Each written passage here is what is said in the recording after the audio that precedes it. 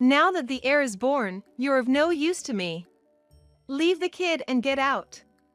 We don't have the luxury to provide for a freeloader." David's words left me feeling dizzy. All this time, I had been working hard for David. But all that awaited me were his harsh words, treating me like an object. Just because he's my husband doesn't mean he gets a free pass for everything. David crossed a line that should never be crossed as a human being and a husband. That is something I can never forgive. Slowly, I could feel my feelings for David cooling. What remained was nothing but resentment towards David. That's why I decided to make David's life a living hell. My name is Karen Connolly, a 38-year-old homemaker. I live with my husband David.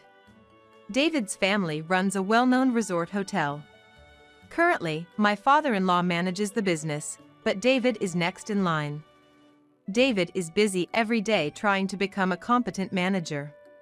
Of course, I fully understand how challenging it is to be a business owner. Thus, I had been striving every day to support David as his wife in the future. In the midst of this, I became pregnant with David's child. David has no siblings, and since this child is our first, if it's a boy, he would definitely be David's successor. When David heard the news of my pregnancy, he was overjoyed. "Finally, I'm going to have a child. You must give birth to a boy. I couldn't sleep well out of worry because we didn't have an heir." His words seemed to suggest that a child of any other gender wouldn't be valuable. It took us a while to have a child, and before we knew it, I was already 38. Whether or not we could have another child was uncertain. Maybe he said it unconsciously, but David's words weighed heavily on my heart. I must give birth to a boy. But what if it's a girl? Overwhelmed by such fears, I attended regular health checkups. David never once accompanied me to these checkups. Of course, he's busy with work and often out of the house, but even on his days off, David would just relax at home and never offered to drive me to the hospital. Alone, battling my fears, I went to a regular checkup that day. Then, it was confirmed that I was pregnant with a boy. In that moment, I felt as if a weight had been lifted off my shoulders. I had successfully become pregnant with a boy. From then on, I did my best to ensure a healthy birth. I thoroughly researched prenatal nutrition, and even when morning sickness took away my appetite, I forced myself to eat nutrient-rich meals for the sake of having a healthy baby boy. Absolutely, give birth to a healthy boy, because he's going to be my successor. If a child with any problems is born, our hotel won't be able to continue running. You have a big responsibility. Every now and then, David would put this pressure on me. Each time he said such things, it felt like a heavy burden was being placed on my shoulders. The thought of our child not being born healthy terrified me. But at the same time, I felt guilty towards the baby in my womb. As a mother, no matter what kind of child is born, I should love them. Yet somewhere inside me, I harbored feelings like, "You must be born with a healthy body." Towards my unborn child, I felt as if I was projecting my own burdens. Whether it was due to mental stress or not, my health continued to decline. My morning sickness was so severe, I often found myself throwing up shortly after eating. According to my in-laws' belief that families should dine together, David always made sure to be home for dinner after finishing his work. The usual routine was him eating the dinner I prepared, then relaxing afterwards. But lately, as soon as I eat dinner, I feel a wave of nausea and end up rushing to the bathroom, hand over my mouth. It's been happening more and more. Seeing this, whether out of annoyance or concern, David always sighs and says, "Again?" Getting all dramatic about how sick you feel just ticks me off. I get it, pregnancy is tough, right? But doesn't that seem a bit over the top? Women all around the world go through the same struggles and get over it just fine.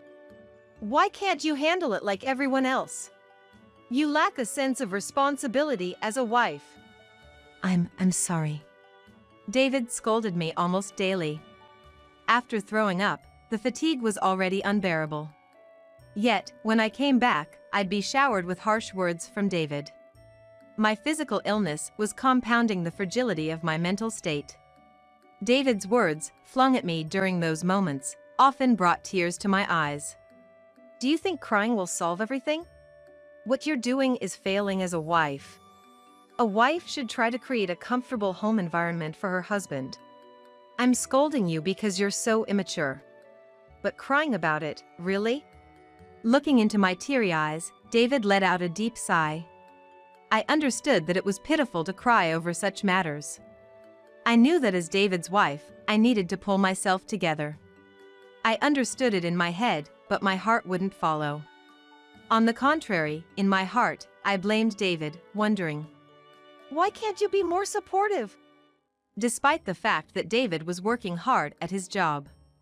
The pressure of being the heir to a famous hotel chain must have been daunting and strenuous. And yet, I was constantly disappointing him. His words, "You're failing as a wife," stung me deeply. And that sting, like a stake driven into my heart, didn't go away. In fact, every day, more stakes were driven in, and my heart was screaming that it had reached its limit. Despite everything, I did my best to support David in my own way. The baby in my belly was growing steadily, and the doctor said the progress was good. But giving birth doesn't mean it's over. In fact, thinking about having to raise a child made me realize that this was just the beginning. And that's why I tried to motivate myself to work harder. David didn't accompany me even when buying baby supplies. He always had different reasons. He was busy with work, had social commitments, wanted to relax at home, and so on. Seeing this, my mother-in-law offered to help. She drove me around in her free time to buy things for the baby. Karen, I'm so sorry about this. David can be so thoughtless. My mother-in-law apologized every time we met. But I knew David was on the path to becoming the manager of a well-known resort hotel. I knew it would be difficult for him to find time since before we got married. Yet, his repeated actions that showed a lack of awareness as a father were certainly disheartening. Despite all the pain, I kept on going. Finally, my labor pains began and I was admitted to the hospital. However, even during my hospital stay, David didn't visit me at all. I'm sorry you're feeling lonely. I told him to take a break from work and spend some time with you, but it seems he can only think about work. My father-in-law said apologetically. I understand that the heir to such a position must face various concerns. Indeed, as the heir, there could be concerns to be had. But to not even come see his hospitalized wife's face, what's that about? David only came for the birth. He wouldn't even hold my hand as I writhed in pain. Just stood by, merely watching. How lonely that made me feel. Even so, our baby was born healthily. The first cry echoing in the delivery room. Hearing it, I almost felt like crying myself. After the birth, things calmed down, and I was alone with David in the hospital. Since it was the first time in a while we were face to face, I was thinking about what to talk about when David said, "I have something to tell you." As I cocked my head, wondering what it could be, David began to speak. And then he said something outrageous. "Now that the heir is born, you're of no use to me. Leave the kid and get out. We don't have the luxury to provide for a freeloader." I felt dizzy at David's words. Of no use? Leave the kid and get out? Freeloader? What is David saying? I've been trying so hard for David's sake. I felt like something I had been holding on to for years was slowly slipping away. It was my love for David. Seeing him smiling smugly after betraying me so cruelly, anger began to well up within me. I won't feel satisfied until I thoroughly bring David down. I will do everything I can to make sure of it. With that resolve, I decided to take action. If that's the case, fine. On the day of discharge, I'll leave the kid and go, okay? I asked with a smile. David widened his eyes, perhaps not expecting me to agree so readily. Of course, I wasn't just saying those words for the sake of it. I truly believed it would be okay to do so.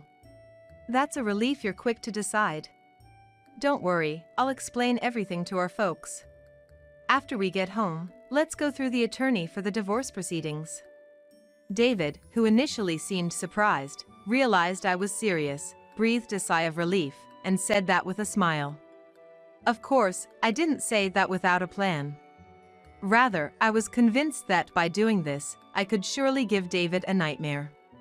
David didn't come to see me at all until the day of my discharge.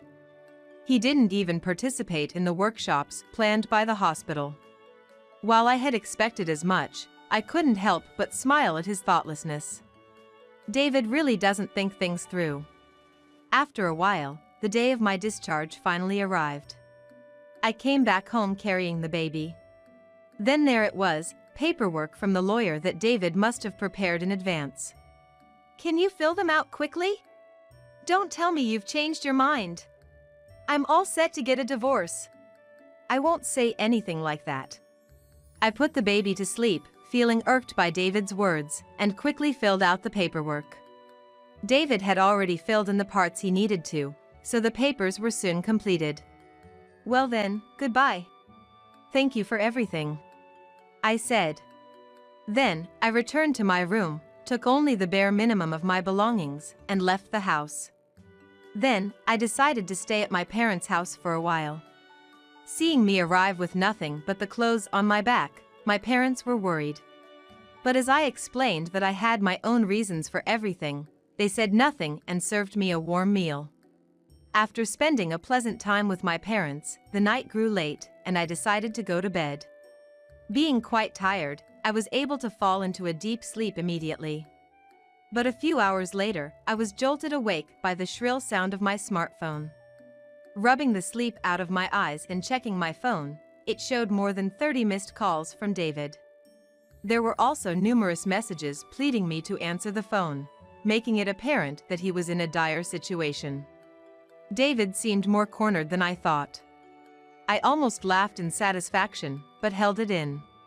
Wondering what the situation was, I decided to call him back.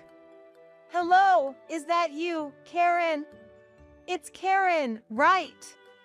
Please, help me with the baby. David began explaining the current state of affairs.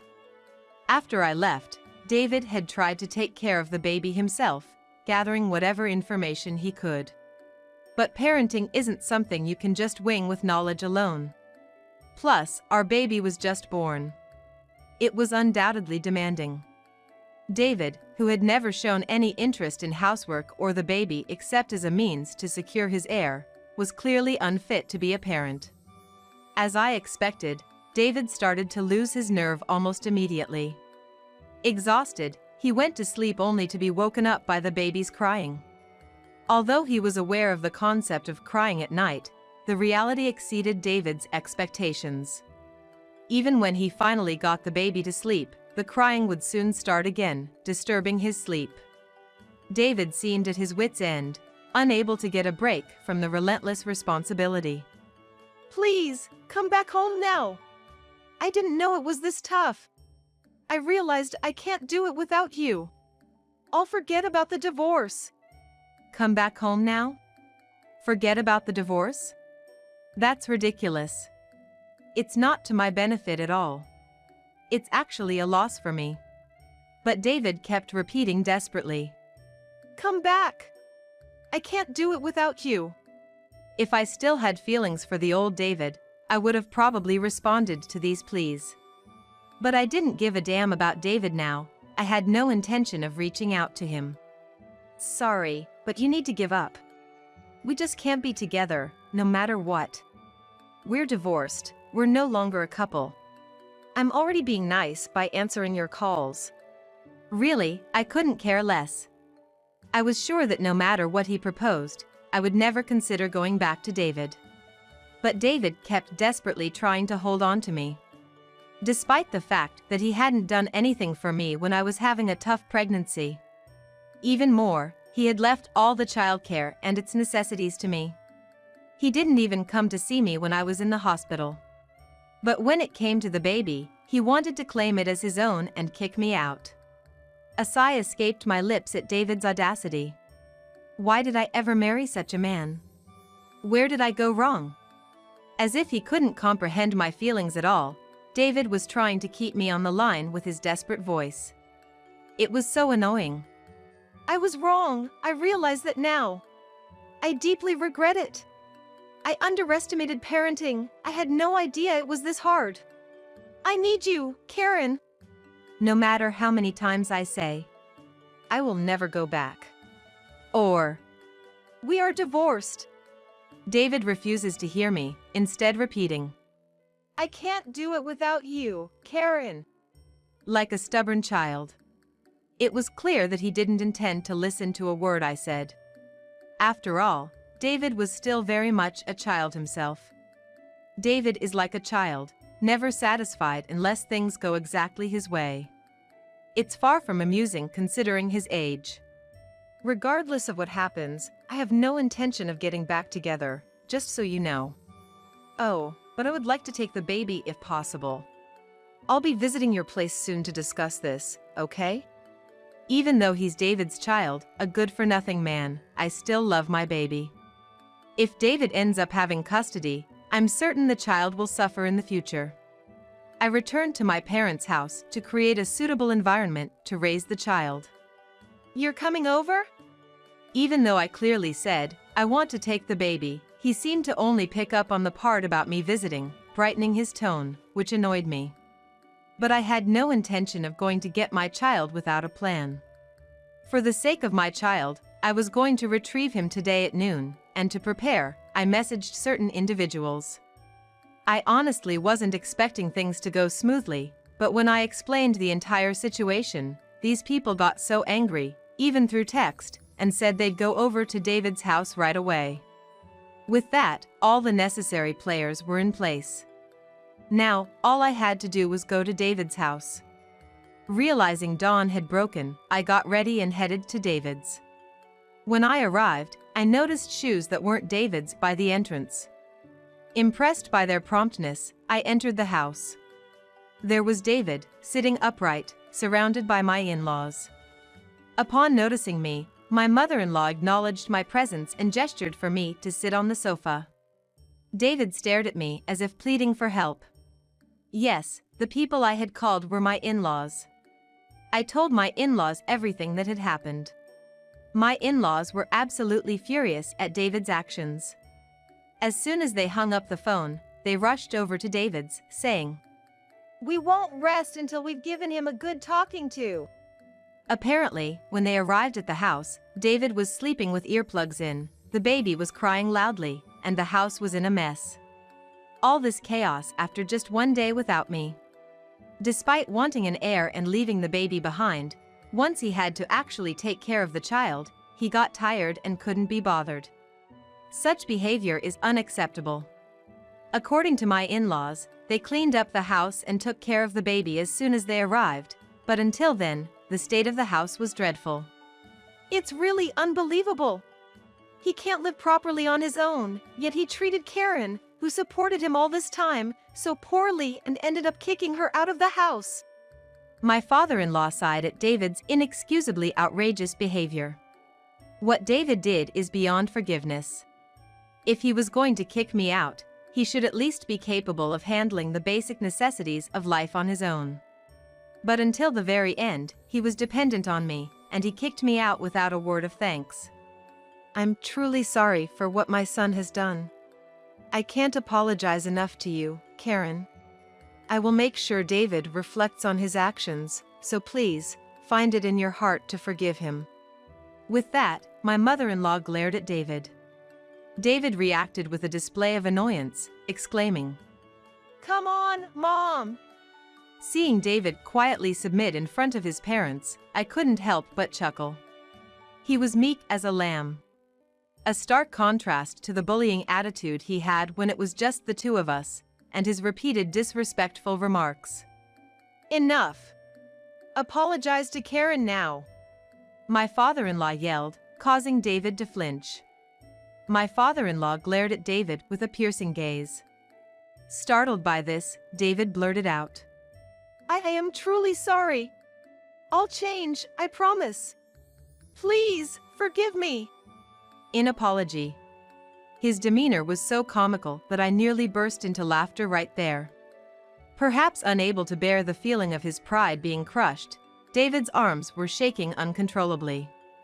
When I inadvertently let out a chuckle, David looked up and glared at me, as if trying to intimidate me. Seeing this, my father-in-law asked in a stern tone, "David?" No matter how much David resisted, he couldn't go against his in-laws. After all, they could decide if he would be the next CEO or not at their whim. Being scolded by his father-in-law, David fell silent and just looked down. I didn't want to waste any more time on David. After discussing future plans with my in-laws, I left the house I had lived in for a long time, taking my son with me. To be honest, I'd had a tough time for a long while. I was emotionally drained when I gave birth to my son. I can't afford to spend any more time for David. I have to lead my own life. I looked down at the face of the sleeping baby in my arms. A face that resembles both me and David. Yet, now I find my son truly adorable. Had I continued to live without peace of mind, I wouldn't have been able to see my child as cute. In retrospect, I'm glad I could settle various matters. Of course, David will likely suffer in the future. But that's no longer my concern. Subsequently, on the advice of my in-laws, I decided to demand alimony as a childcare from David. Initially, David was reluctant to pay the alimony, but under pressure from his in-laws, he reluctantly agreed. However, the condition was that his in-laws wouldn't help him out with the alimony payment. Most of the money David has is financial aid from his in-laws.